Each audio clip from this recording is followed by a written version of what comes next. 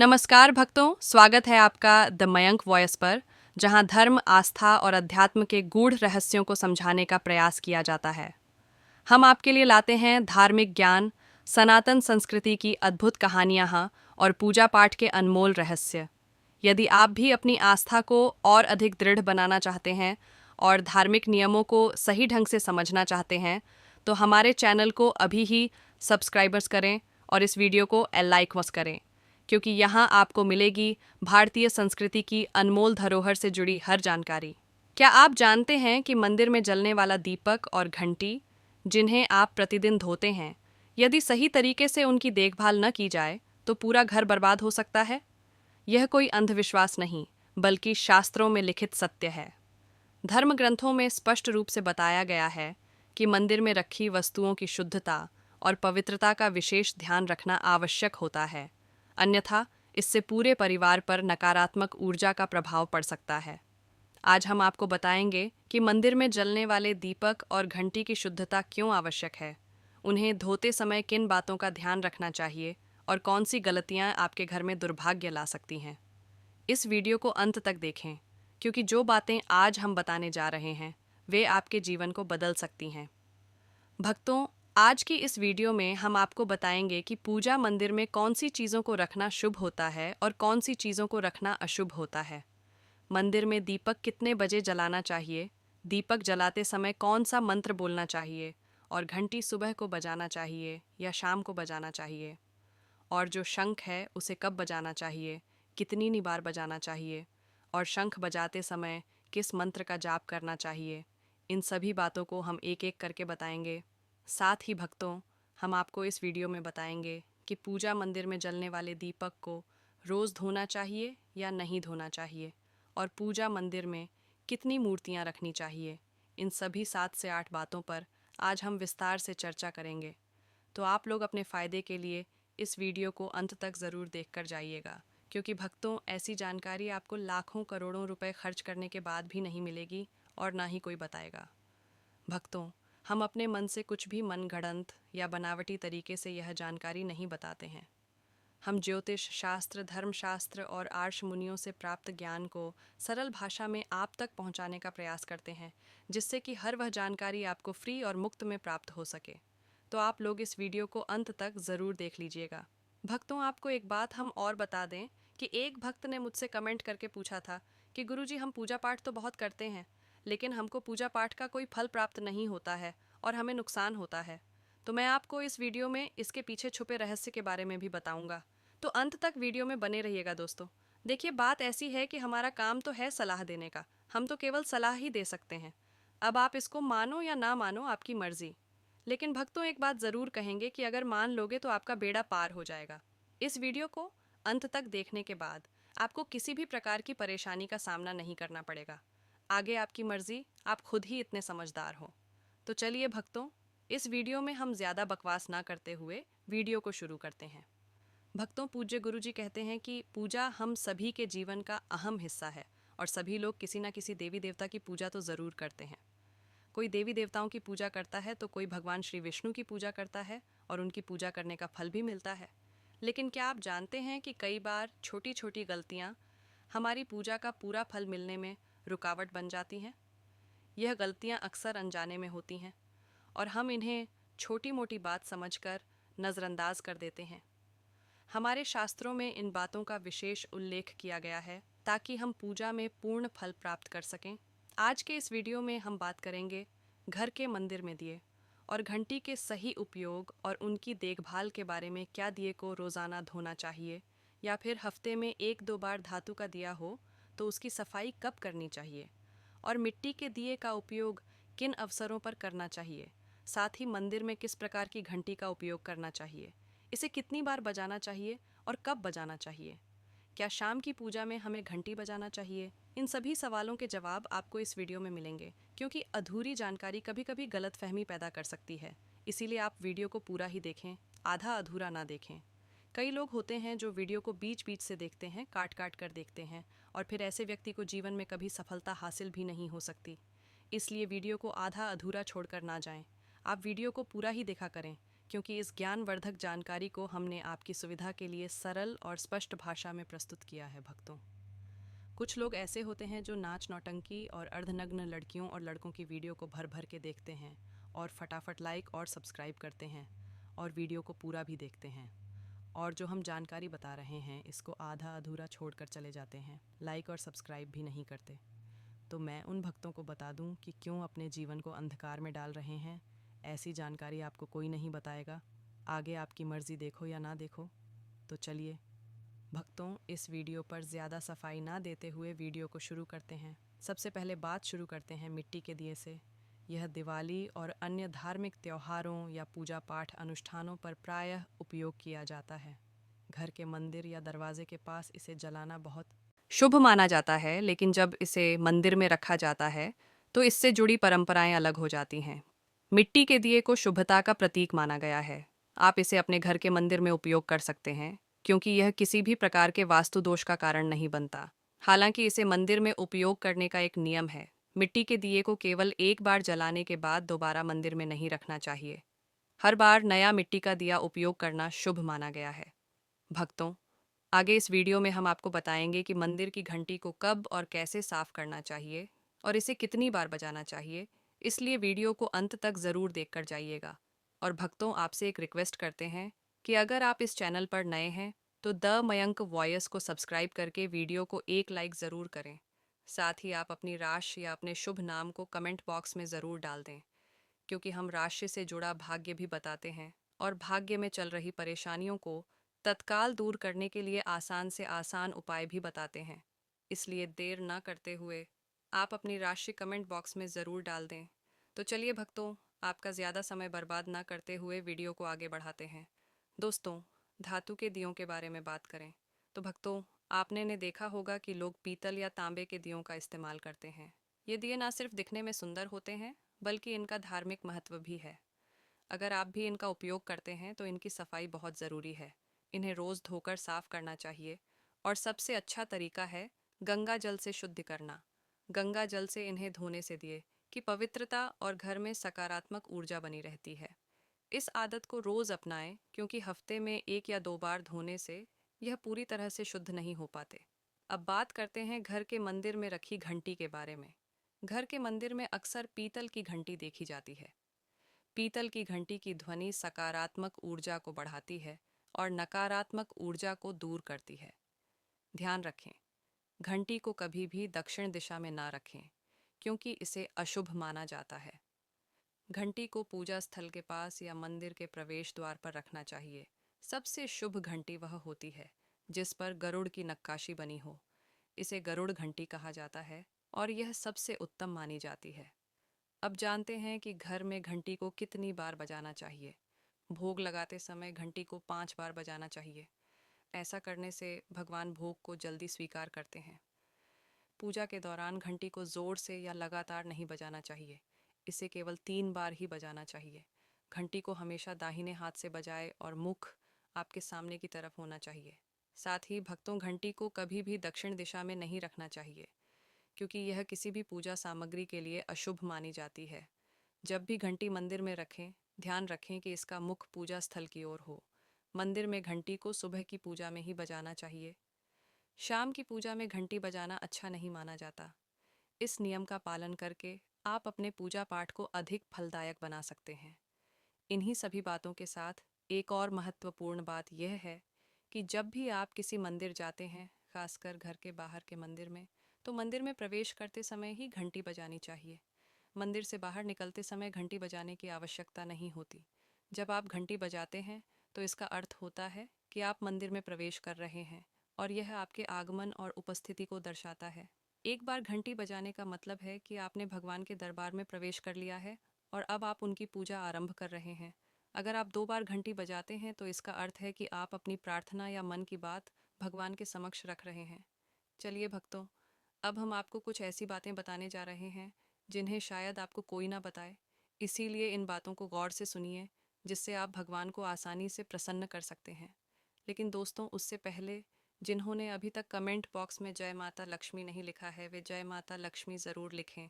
जब आप हमारे कमेंट बॉक्स में जय माता लक्ष्मी लिखते हैं तो हमें काफ़ी अच्छा लगता है और जब आप हमारी वीडियो को लाइक करते हैं तो हमारा मनोबल बढ़ता है, जिससे कि हम आपके लिए और भी अच्छी अच्छी जानकारी लेकर आते हैं। चलिए भक्तों, अब हम जान लेते हैं पूजा मंदिर से संबंधित कुछ ज़रूरी नियम के बारे में। भक्तों, सबसे पहली बात तो यह है कि पूजा करते समय आपका मुख हमेशा पूर्व दिशा की तरफ होना चाहिए। यह दिशा शुभ मानी जाती है क्योंकि इससे वातावरण में सकारात्मक ऊर्जा का संचार होता है। हालांकि पश्चिम दिशा की तरफ मुंह करके भी पूजा की जा सकती है, लेकिन पूर्व दिशा की ओर बैठना सबसे लाभकारी है। ध्यान रखें, घर की सीढ़ियों के करीब पूजा घर या पूजा स्थान बनाना शुभ नहीं माना जाता। इससे पूजा स्थल में नकारात्मक ऊर्जा का संचार हो सकता है। अगली बात, भक्तों, पूजा घर में या घर के मंदिर में भगवान का आसन हमेशा ऊंचा होना चाहिए। यानी जहां आप बैठ रहे हैं, भगवान का आसन उससे कम से कम 10 इंच ऊंचा होना चाहिए। भगवान की मूर्ति या प्रतिमा की स्थापना जमीन पर करना अशुभ माना जाता है। इसीलिए भगवान का आसन ऊंचा रखना जरूरी है, ताकि पूजा स्थल में सकारात्मकता बनी रहे और ऊर्जा का प्रवाह सही दिशा में हो। अगली बात, भक्तों, पूजा करते समय भक्तों को हमेशा किसी चटाई या कालीन पर बैठना चाहिए। यह न केवल आरामदायक होता है, बल्कि पूजा में मनोबल और एकाग्रता भी बढ़ाता है। भक्त छोटे आसन पर बैठकर भी पूजा कर सकते हैं, लेकिन यह सुनिश्चित करें कि आपका आसन भगवान के आसन से ऊंचा ना हो। इस तरह पूजा करने से भगवान के प्रति श्रद्धा और सम्मान प्रदर्शित होता है। अगली बात, भक्तों, पूजा घर में सड़े गले बांसी या मुरझाए हुए फूल नहीं रखने चाहिए। इन फूलों को पूजा में शामिल करना अशुभ माना जाता है।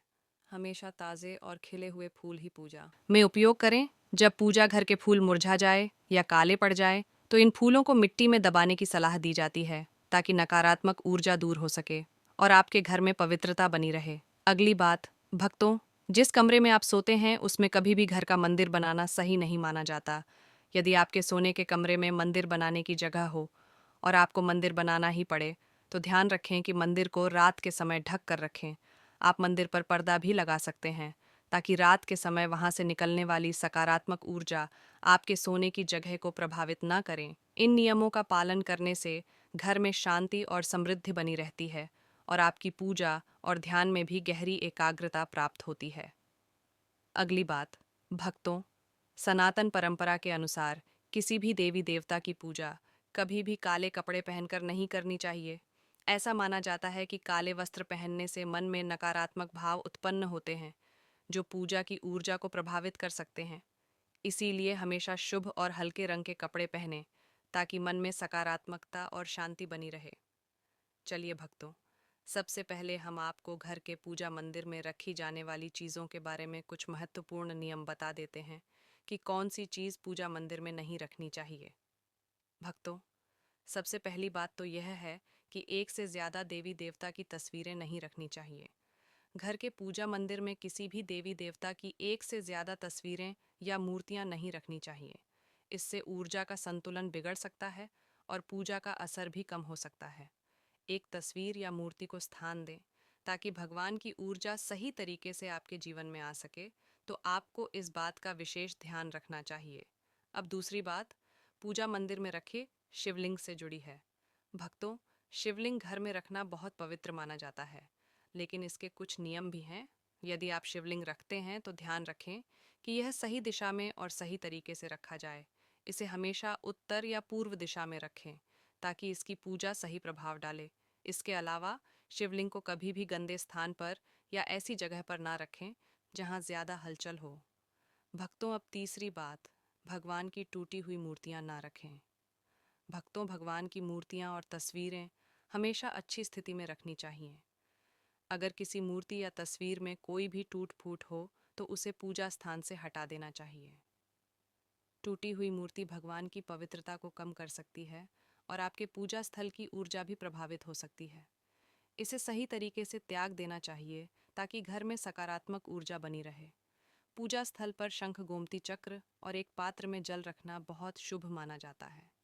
शंख का अर्थ है भगवान के आशीर्वाद की ध्वनि। गोमती चक्र से घर में समृद्धि आती है और जल रखने से घर की ऊर्जा शुद्ध होती है। इस जल को नियमित रूप से बदलते रहे और शंख व गोमती चक्र को हमेशा साफ रखें। भक्तों, अगली बात, पूजा स्थल को हमेशा साफ और शुद्ध रखना बहुत ज़रूरी है। गंदगी से नकारात्मक ऊर्जा का संचार होता है, जो पूजा की प्रभावशीलता को कम कर सकता है। रोज पूजा स्थल की सफाई करें, ताकि वहाँ का वातावरण हमेशा सकारात्मक बना रहे।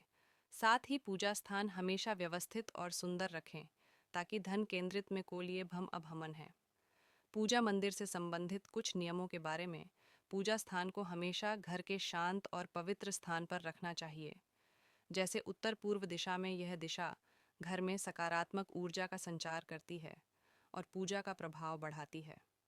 पूजा स्थल को कभी भी बेडरूम या रसोई के पास नहीं रखना चाहिए, क्योंकि इन जगहों पर नकारात्मक ऊर्जा हो सकती है। ध्यान रखें कि पूजा स्थल के आसपास का वातावरण साफ और व्यवस्थित हो, ताकि ध्यान केंद्रित करने में कोई विघ्न ना आए। चलिए भक्तों, अब हम आपको कुछ ऐसी बातें बताएंगे जिन्हें शायद आपको कोई भी लाखों करोड़ों रुपए खर्च करने के बावजूद भी ना बताए। लेकिन भक्तों, उससे पहले आपसे एक रिक्वेस्ट करते हैं कि अगर आप इस चैनल पर नए हैं तो द मयंक वॉयस को सब्सक्राइब करके वीडियो को एक लाइक ज़रूर करें। साथ ही आप अपनी राशि को कमेंट बॉक्स में ज़रूर डाल दें, क्योंकि हम राशि से जुड़ा भाग्य भी बताते हैं और भाग्य में चल रही परेशानियों को तत्काल दूर करने के लिए आसान से आसान उपाय भी बताते हैं। इसलिए आप अपनी राशि कमेंट बॉक्स में ज़रूर डाल दें। चलिए भक्तों, अब हम जान लेते हैं पूजा मंदिर में रखे दीपक और दीपक जलाने से संबंधित कुछ महत्वपूर्ण नियमों के बारे में। दीपक जलाना एक बेहद शुभ कार्य माना जाता है, लेकिन इसे सही तरीके से करना बहुत ज़रूरी है। सही तरीके से दीपक जलाने से भगवान की कृपा प्राप्त होती है और घर में सकारात्मक ऊर्जा का वास होता है। तो आइए जानते हैं दीपक जलाने के नियम, जो न सिर्फ आपकी पूजा को प्रभावी बनाते हैं, बल्कि वास्तुशास्त्र और ज्योतिष शास्त्र के अनुसार आपके घर की ऊर्जा को भी संतुलित करते हैं। सबसे पहली बात, भक्तों, पूजा में दीपक का स्थान बहुत महत्वपूर्ण होता है। इसे हमेशा भगवान की मूर्ति के सामने रखें, ताकि दीपक की रोशनी भगवान के आशीर्वाद और कृपा का प्रतीक बने। इस तरह से दीपक का प्रकाश आपके पूजा स्थल को पवित्र और ऊर्जा से भरा हुआ रखता है। हिंदू धर्म में ईश्वर की पूजा में दीपक जलाने के कुछ खास और महत्वपूर्ण नियम बताए गए हैं। जैसे, कभी भी खंडित दिया नहीं जलाना चाहिए, क्योंकि ऐसा करने से पूजा में अपवित्र होता आ सकती है। इसी तरह पूजा के समय दो दीपक एक साथ नहीं जलाने चाह, क्योंकि इससे ऊर्जा का संतुलन बिगड़ सकता है। तेल और घी का दिया तो भूल कर भी एक साथ नहीं जलाना चाहिए, क्योंकि दोनों की ऊर्जा अलग होती है और इससे पूजा की शक्ति प्रभावित हो सकती है। दूसरी बात, भक्तों, वास्तुशास्त्र के अनुसार घी का दीपक हमेशा बाईं तरफ और तेल का दीपक दाईं तरफ रखें। ऐसा करने से पूजा स्थल में ऊर्जा का संतुलन बना रहता है और घर में सकारात्मक ऊर्जा का वास होता है। तो आइए जानते हैं दीपक जलाने के नियम, जो न सिर्फ आपकी पूजा को प्रभावी बनाते हैं, बल्कि वास्तुशास्त्र और ज्योतिष शास्त्र के अनुसार आपके घर की ऊर्जा को भी संतुलित करते हैं। सबसे पहली बात, भक्तों, पूजा में दीपक का स्थान बहुत महत्वपूर्ण होता है। इसे हमेशा भगवान की मूर्ति के सामने रखें, ताकि दीपक की रोशनी भगवान के आशीर्वाद और कृपा का प्रतीक बने। इस तरह से दीपक का प्रकाश आपके पूजा स्थल को पवित्र और ऊर्जा से भरा हुआ रखता है।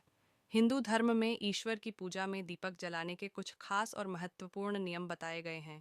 जैसे, कभी भी खंडित दिया नहीं जलाना चाहिए, क्योंकि ऐसा करने से पूजा में अपवित्र होता आ सकती है। इसी तरह पूजा के समय दो दीपक एक साथ नहीं जलाने चाह, क्योंकि इससे ऊर्जा का संतुलन बिगड़ सकता है। तेल और घी का दिया तो भूल कर भी एक साथ नहीं जलाना चाहिए, क्योंकि दोनों की ऊर्जा अलग होती है और इससे पूजा की शक्ति प्रभावित हो सकती है। दूसरी बात, भक्तों, वास्तुशास्त्र के अनुसार घी का दीपक हमेशा बाईं तरफ और तेल का दीपक दाईं तरफ रखें।